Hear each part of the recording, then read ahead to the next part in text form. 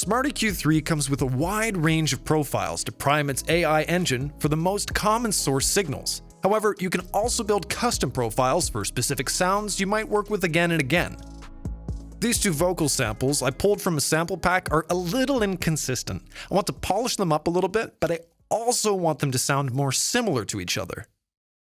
Which is coming soon, finding our way out, come home, you'll be mine, and growing with the tree, slowly by the time, so I will be waiting till you come home. By saving a custom profile, you create a sonic target for the processing.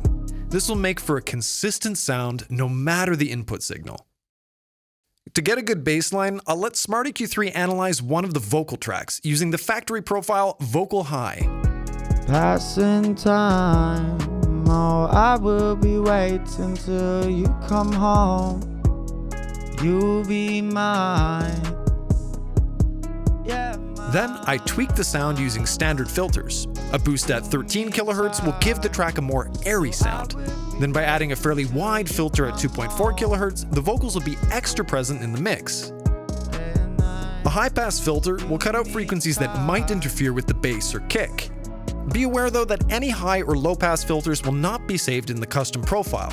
If necessary, you'll have to add them every time you apply your profile. Passing time, oh, I will be waiting till you come home. Now I'm ready to save the custom profile. The AI engine will take into account the changes made with standard filters and use them as a sonic target. Every time you apply a custom profile, you'll get a similar sound, even if the input signal's frequency balance differs. Which is coming soon, finding our way out, no more empty rooms, and growing with the tree, slowly by the time, steady roots may see. Which is coming soon, finding our way out, no more empty rooms. Yeah, mine, you need time, so I will be waiting till you come home. If you work with specific instruments regularly, you can create a custom profile to speed up your workflow. For example, here's a plucky bass line made from a sample that I use quite a lot. Once again, I'll choose the most suitable factory profile and let SmartEQ3 learn.